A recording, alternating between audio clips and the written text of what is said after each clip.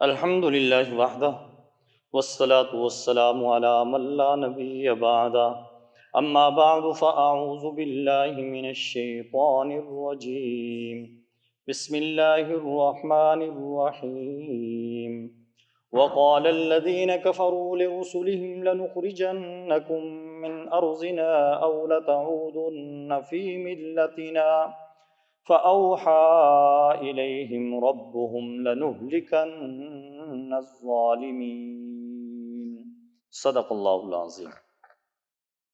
آج ہم اپنے درس قرآن کا آغاز سورہ ابراہیم کی آیت نمبر 13 سے کر رہے ہیں۔ اللہ تبارک و تعالیٰ ارشاد فرماتے ہیں، اور کافروں نے اپنے رسولوں سے کہا، ہم تمہیں اپنی زمین سے نکال دیں گے یا تم ہماری ملت کے اندر واپس آ جاؤ۔ اتمام حجت کے بعد چاہیے تو یہ تھا کہ کافر رسولوں کی بات مان لیتے اور ایمان لے آتے، لیکن انہوں نے آگے سے رسولوں کو دھمکیاں دینا شروع کر دی۔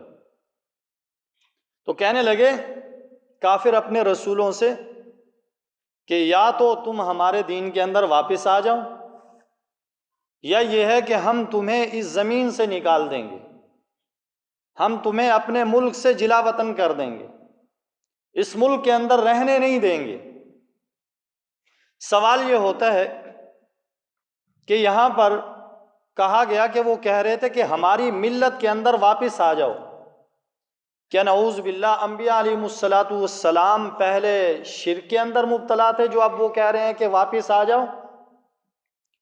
تو اس کا ایک جواب یہ ہے کہ واپس آنے کا یہ مطلب نہیں ہے کہ تم واپس آ جاؤ، بلکہ اس کا مطلب یہ ہے کہ تم پہلے جیسے کیسے رہے، اب یہ ہے کہ جو رستہ ہم نے اختیار کر رکھا ہے، جس رستے پر ہم ہیں اس رستے پر، شرک والے رستے پہ تم آ جاؤ، ایک مطلب۔ اور دوسرا مطلب یہ ہے کہ انبیاء علیہم السلام نے چونکہ نبوت ملنے سے جو پہلے کا زمانہ ہوتا ہے اس کے اندر تو اپنی قوم کو تبلیغ نہیں کی، بلکہ خاموشی کی زندگی گزاری، خاموش رہے۔ جیسے کہ نبی کریم صلی اللہ علیہ وسلم 40 سال کے عرصے میں نبوت ملی، اس سے پہلے ان کے شرک سے نفرت تو کرتے تھے لیکن توحید کی دعوت تو نہیں دیتے تھے، تو اس لیے ان مشرکوں نے اس خاموشی سے یہ سمجھا کہ شاید یہ بھی جو طریقہ ہم اختیار کر رہے ہیں یہ بھی اسی طریقے پر ہیں، تو اس لیے کہنے لگے کہ ہمارے دین کے اندر واپس آ جاؤ، وگرنہ انبیاء علیہم السلام نے تو کبھی بھی شرک نہیں کیا، بلکہ ہمیشہ ہی انبیاء علیہم السلام تو صراط مستقیم پہ رہے اور اللہ تبارک و تعالیٰ کی وحدانیت پر ہی قائم رہے۔ تو فرمایا فَأَوْحَى إِلَيْهِمْ رَبُّهُمْ، ان کے رب نے ان کی طرف وحی کی۔ اللہ تبارک و تعالیٰ نے انبیاء علیہم السلام کو تسلی دینے کے لیے، اطمینان قلب کے لیے فرمایا کہ آپ پریشان نہ ہوں، یہ جو آپ کو دھمکی دے رہے ہیں اس سے آپ کو پریشان ہونے کی ضرورت نہیں ہے۔ لَنُهْلِكَنَّ الظَّالِمِينَ، ہم ضرور ضرور ظالموں کو ہلاک کر دیں گے۔ فرمایا یہ اللہ تبارک و تعالیٰ کی سنت اور اللہ تبارک و تعالیٰ کا یہ طریقہ ہے کہ جب ظالم اپنے ظلم کے اندر حد سے بڑھتا ہے تو اللہ تبارک و تعالیٰ اس ظالم کو ختم فرما دیتے ہیں اور اس کی جگہ ایسی قوموں کو آباد کرتے ہیں اور بساتے ہیں جو کہ عدل و انصاف والے ہوتے ہیں۔ تو فرمایا ہم ظالموں کو ہلاک کر دیں گے۔ باقی آج کل کوئی آدمی یہ کہے کہ ظالم اپنا ظلم کر رہے ہیں، آج بھی ظالم ہلاک ہو جائے اور اس کی جگہ عدل و انصاف والے آ جائیں، تو اس کا جواب یہ ہے کہ آج کون ہے جو صحیح معنی میں عدل و انصاف پہ چل رہا ہے؟ کون ہے جو صحیح معنی میں اپنے کلمے کا حق ادا کر رہا ہے؟ کون ہے جو صحیح معنی میں اپنے مسلمان ہونے کا حق ادا کر رہا ہے؟ آج ہم یہود و نصارہ کے برباد ہونے کی دعائیں تو کرتے ہیں، لیکن خود اپنے آپ پر غور نہیں کرتے کہ ہم میں سے ہر ایک، چاہے وہ چھوٹا ہے چاہے وہ بڑا ہے، وہ ظالم بنا ہوا ہے۔ جس کے پاس جتنا اختیار ہے وہ اپنے دائرہ اختیار کے اندر ظلم کر رہا ہے۔ تو اس لیے آج صحیح معنی میں عدل و انصاف والے کہاں ہیں کہ وہ برباد ہو جائیں اور عدل و انصاف والے صحیح معنی میں یہاں پر آ جائیں۔ ہاں، اللہ تبارک و تعالیٰ کی یہ سنت ہے، اللہ تبارک و تعالیٰ کی یہ طریقہ ہے کہ ظالم کو اللہ ہلاک کرتے ہیں اور عدل و انصاف والوں کو ان ظالموں کی جگہ پر بساتے ہیں۔ فرمایا وَلَنُسْكِنَنَّكُمُ الْأَرْضَ مِن بَعْدِهِمْ، ہم تمہیں ان کے بعد زمین میں بسائیں گے۔ فرمایا ان کے ٹھکانے کے اندر، فرمایا ہم تمہیں بسائیں گے، تمہیں وہ جگہ عطا کریں گے۔ ذَلِكَ لِمَنْ خَافَ مَقَامِي وَخَافَ وَعِيدِ، یہ وعدہ اس شخص کے لیے ہے جو میرے سامنے کھڑا ہونے سے ڈرے گا اور میری وعید سے ڈرے گا۔ فرمایا یہ وعدہ اس شخص کے لیے ہے جو قیامت کے دن میرے سامنے کھڑا ہونے سے ڈرتا ہو کہ میں نے اللہ کے سامنے حاضری دینی ہے، اللہ کے حضور پیش ہونا ہے، اللہ کے سامنے جانا ہے، اور میری وعید سے بھی ڈرتا ہے، میرے عذاب سے بھی ڈرتا ہے، مجھ سے خوف بھی رکھتا ہے۔ یہ اس شخص کے لیے وعدہ ہے، خالی اس کے لیے وعدہ نہیں جو باتیں کرتا ہے عمل کچھ نہیں کرتا۔ تو اس لیے فرمایا کہ جیسے کہ یہ وعدہ انبیاء علیہ السلام کے لیے ہے، اسی طرح ہر وہ شخص جو یہ طریقہ کار اختیار کرے گا کہ ظلم کو چھوڑے گا، عدل و انصاف پہ آئے گا، صحیح معنی میں مسلمانی پہ آئے گا، صحیح معنی میں دین پہ، قرآن پہ، ایمان پہ آئے گا، تو فرمایا یہ وعدہ اس شخص کے لیے ہے۔ وَاسْتَفْتَحُوا وَخَابَ كُلُّ جَبَّارٍ عَنِيدٍ، اور انہوں نے دو ٹوک فیصلے کی دعا مانگی۔ یہ دعا کس نے مانگی؟ اس کے بارے میں دو قول ہیں اور دونوں ہی صحیح ہیں۔ ایک قول تو یہ ہے کہ انبیاء علیہ السلام نے دعا مانگی، اور اس کا تذکرہ جیسا کہ قرآن کریم کے اندر موجود ہے، سورہ اعراف کے اندر موجود ہے۔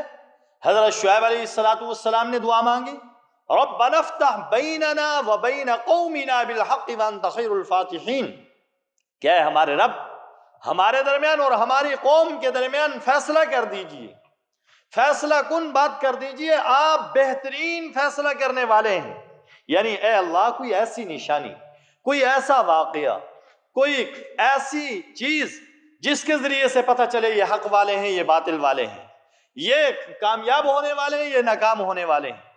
سیدنا نوح علیہ السلام کی دعا قرآن کریم کے اندر مذکور ہے، ان قومی کذبون فافتح بینی وبینہم فتحا ونجنی ومن معی من المؤمنین، یہ قرآن کریم کے اندر موجود ہے۔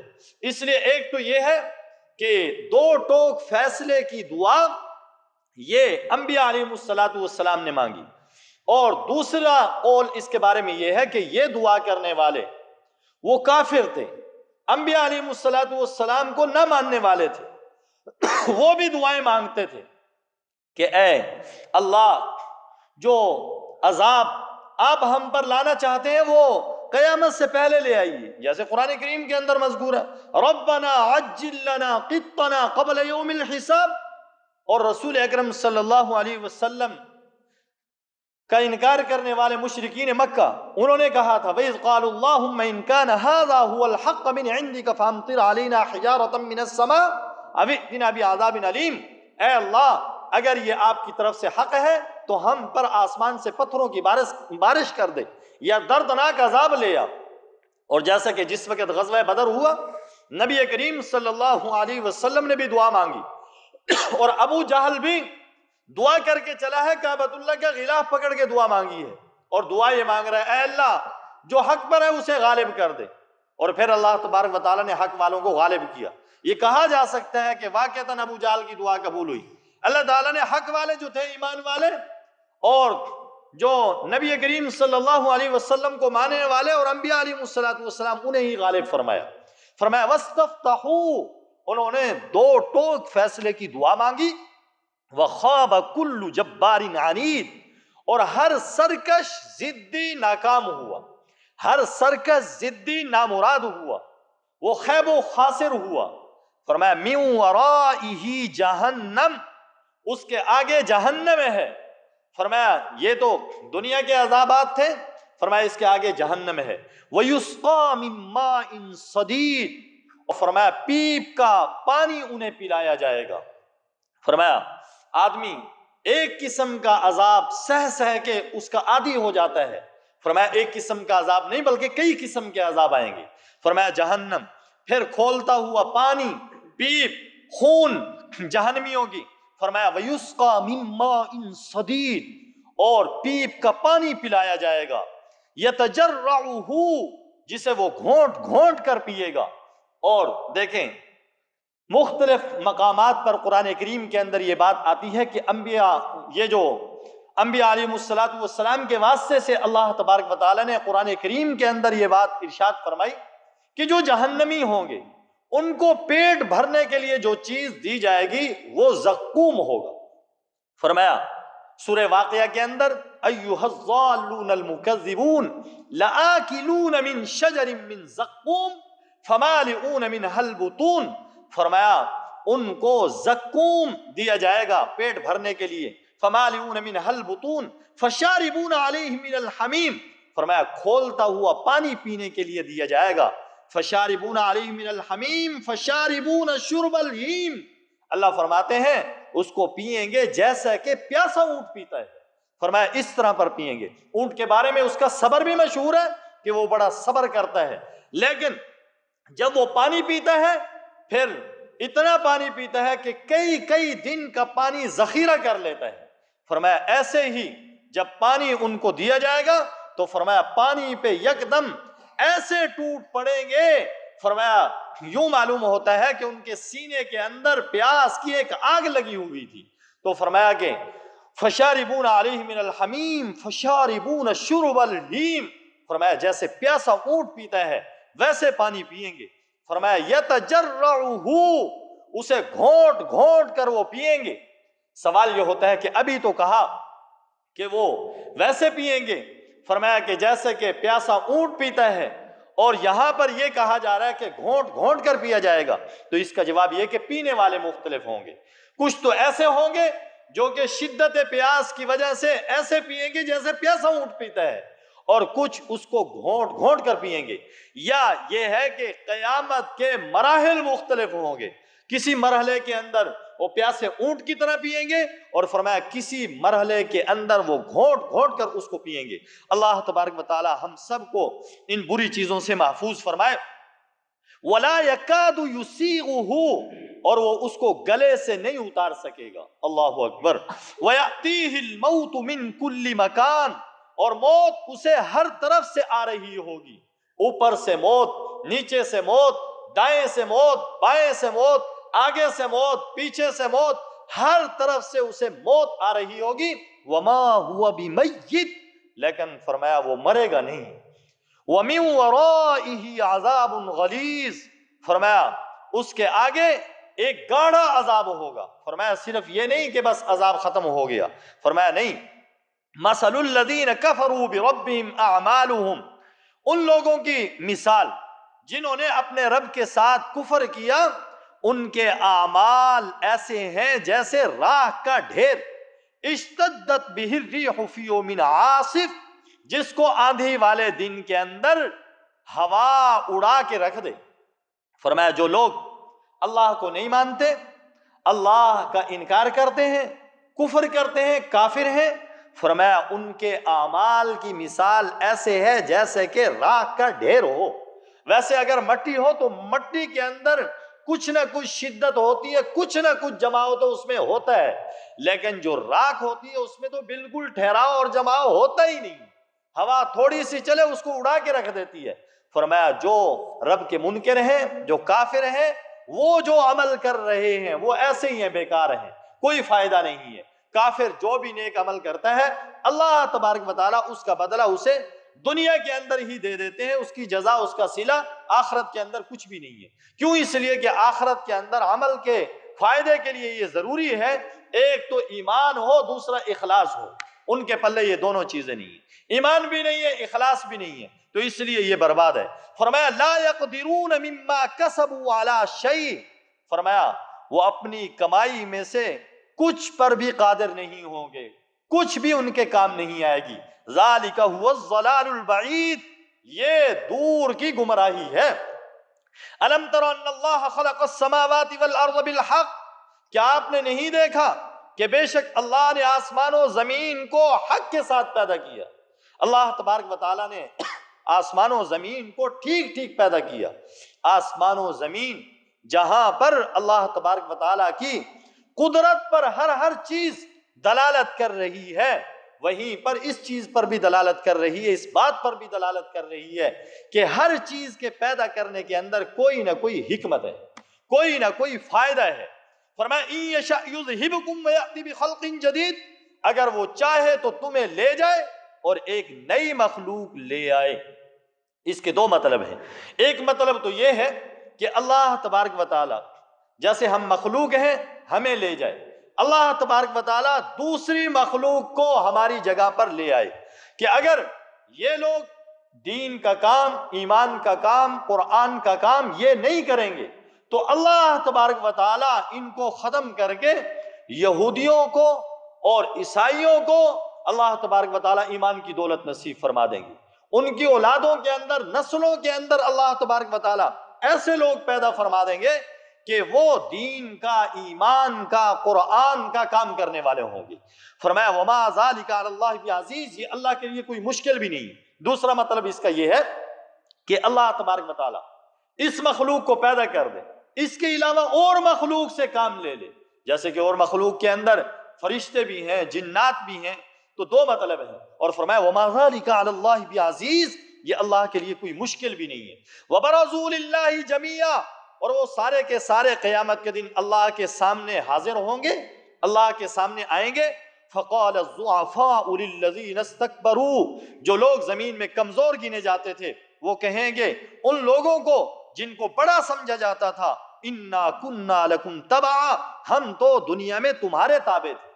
لیڈر بھی آئیں گے، وڈیرے بھی آئیں گے، اور ان کے ماننے والے بھی آئیں گے۔ یہ ماننے والے ان سے کہیں گے ہم دنیا میں تمہارے پیچھے چلا کرتے تھے، ہم دنیا کے اندر تمہارے پیچھے لگا کرتے تھے۔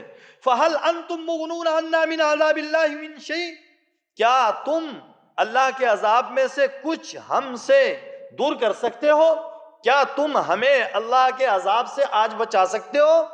قَالُوا لَوْ هَدَانَ اللَّهُ لَهَدَيْنَاكُمْ، وہ کہیں گے اگر اللہ ہمیں ہدایت دیتا تو ہم تمہیں ہدایت دیتے۔ یہ بات بھی انہوں نے جھوٹ کہی، کیوں؟ اس لیے کہ اللہ تبارک و تعالیٰ تو سب کو ہدایت دیتے ہیں، جو اس کی ہدایت کو قبول کر کے چل پڑتا ہے اللہ تبارک و تعالیٰ اسے توفیق دے دیتے ہیں اور اس کو ایمان سے سرفراز فرما دیتے ہیں، اور جو قبول نہیں کرتا وہ کفر کے اندر رہ جاتا، وگرنہ اللہ تبارک و تعالیٰ ہدایت کا رستہ سب کو دکھلاتے ہیں۔ فرمایا سواء علینا جزعنا ام صبرنا، برابر ہے ہم پر ہم جزا فضا کریں یا صبر کریں۔ ما لنا من محیص، ہمارے لیے کوئی چھٹکارا نہیں، ہمارے لیے کوئی چھٹکارے کی جگہ نہیں۔ جیسا کہ حدیث پاک کے اندر آتا ہے کہ جہنمی آپس میں مشورہ کریں گے کہ جنت والوں نے صبر کیا، جس کی بدولت اللہ تبارک و تعالیٰ نے انہیں بڑے انعامات سے نوازا، ہم بھی صبر کر کے دیکھتے ہیں، شاید اس کی وجہ سے ہمیں بھی انعامات سے نوازا جائے۔ لیکن وہ ایک لمبا عرصہ صبر کریں گے، کہاں کوئی فائدہ ہوگا صبر کرنے کا؟ کوئی فائدہ نہیں ہوگا۔ پھر چیخ و پکار شروع کر دیں گے اور پھر جزا فضا شروع کر دیں گے۔ تو فرمایا کہا جائے گا برابر ہے ہم پر ہم جزا فضا کریں یا ہم صبر کریں، ہمارے لیے کوئی چھٹکارا نہیں، کوئی چھٹکارے کی جگہ نہیں، ہمیں کوئی اللہ کے عذاب سے نہیں بچا سکتا۔ دعا ہے اللہ تبارک و تعالیٰ سے کہ اللہ رب العزت ہم سب کو اپنے عذاب سے محفوظ فرمائے اور اللہ رب العزت ہم سب کو جنت الفردوس نصیب فرمائے۔ وآخر دعوانا الحمدللہ رب العالمین، الحمدللہ رب العالمین۔ اللہم صلی علی سیدنا و مولانا محمد وعلی آل سیدنا و مولانا محمد وبارک وسلم وصلوا علیہ۔ اے اللہ درس کو قبول و منظور فرما، کمی کوتاہیوں کو اپنے فضل و کرم سے معاف فرما، ہم سب کی بخشش کا ذریعہ بنا، ہم سب سے راضی ہو جا، اپنی رضا مبارک ہم سب کو نصیب فرما۔ اس محفل مجلس کو قبول و منظور فرما کر نجات کا ذریعہ بنا۔ اے اللہ اس مجلس کو آباد شاد فرما۔ اے اللہ ہم سب کو قرآن کریم سے سچی پکی محبت نصیب فرما۔ اے اللہ ہم سب کی ساری دعاؤں کو اپنے فضل سے جناب رسول اللہ صلی اللہ علیہ وسلم کے واسطے وسیلے سے قبول و منظور فرما۔ وصلی اللہ تعالی علی خیر خلقہ محمد وعلی آلہ واصحابہ واہل بیتہ اجمعین، آمین آمین۔